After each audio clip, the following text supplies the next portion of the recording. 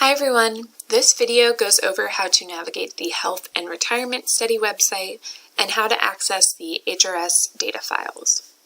My screen is currently on the HRS homepage, which you can find by going to hrs.isr.umich.edu in your web browser. Once you've loaded the HRS homepage, you'll click on View Researcher Site, and this will take you to the researcher homepage, providing you with various resources for the HRS data. If it's your first time using the HRS, you might want to check out the Getting Started section. The How to Use this site link provides an overview of the main sections of the HRS researcher site, including the documentation and data products sections. This page also links to the introduction video. This video goes over information on the HRS study design and is really helpful for first-time users. Once you've familiarized yourself with HRS and are ready to look at the data, you can head to the Data Products tab. Here you'll see links to the various data products available through HRS, including the public survey data, the RAND HRS data, and the Cognition Data. Our previous seminar on getting to know the HRS went over these three data products in detail and will be the data we focus on for this video. So let's start with the public survey data. When you click on the public survey data link, you'll be directed to a listing of the public dataset files that are available through the HRS and see the various documentation that is provided for these different datasets, including the descriptions, codebook, and online questionnaire. If we were interested in the 2014 core data, we could click on this More Info link. This would bring us to the information homepage for this specific survey year and includes similar documentation, including the questionnaire, description, and codebook, as well as other resources for the 2014 core data. If you're not yet sure which dataset to use, the Questionnaires page under the Documentation tab is particularly useful. The chart provided on this page details the content areas within the core data and the specific sections where this content can be found in the biennial data. For example, the Cognition data in the 2014 wave can be found in section D of the survey.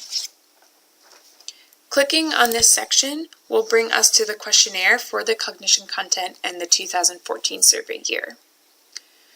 You could then scroll through this section and see if the information here is appropriate for you to use and download. If we head back to the HRS site, we can also look at the question concordance page, again under the Documentation tab. This page is helpful for getting to know the HRS data, particularly if you anticipate a variable maybe changing names across waves of the HRS data. Here you can search for different questions in the HRS data across different types of data and different years. So for instance, we can search for doctor-diagnosed dementia in the core files for the 2010, 2012, and 2014 data years. And looking at our results, we can see that the ever had dementia variable does change variable names depending on if this variable is in the 2010 core data or the 2012 core data and even the 2014 core data. So using the question concordance tool here is really helpful to identify these differences across waves and is particularly helpful when we download the HRS data, and we'll have another video that reviews this process. Finally, if you're interested in learning more about the RAND files specifically, the RAND HRS data link under the Data Products homepage will bring you to the RAND website. This provides you with the RAND data and documentation that are put together by the Center for the Study of Aging.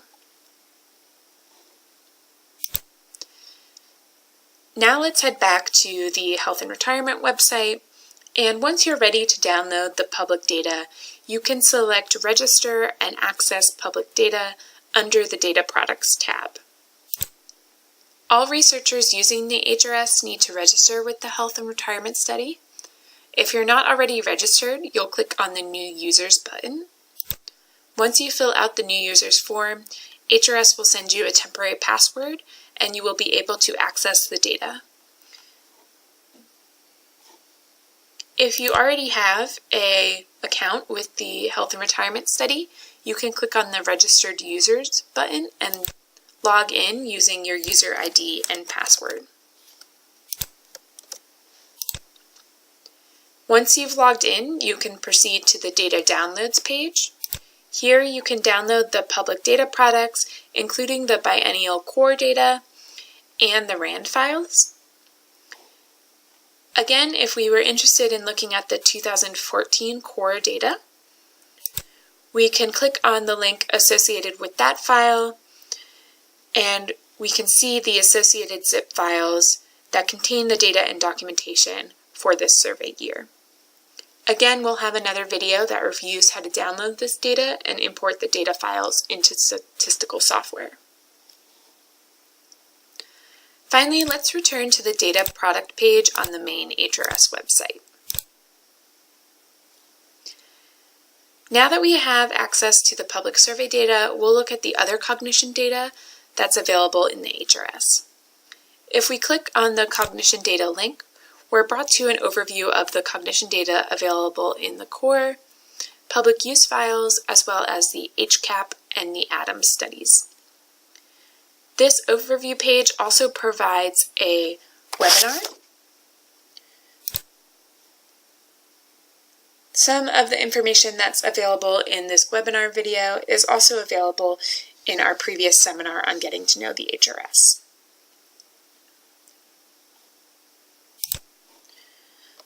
While we were able to access the core cognition data as part of the public data surveys, the HCAP and the ADAMS data are part of the sensitive health data products available through the HRS.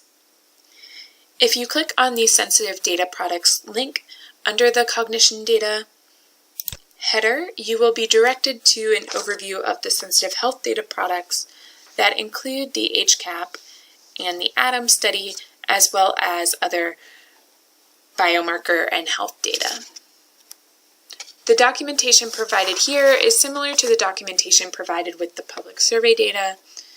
The difference between the public survey data and the sensitive health data is that the sensitive health data requires a separate access form in order to download this data.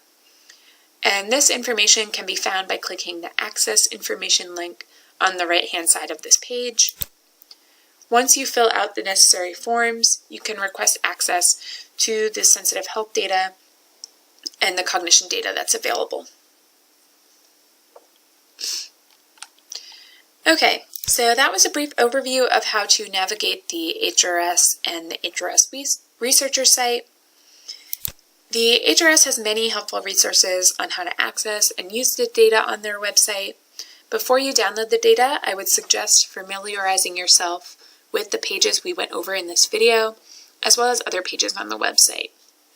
As always, you can direct any questions about the HRS data to the CADMIR Analysis Core. Thanks, everyone.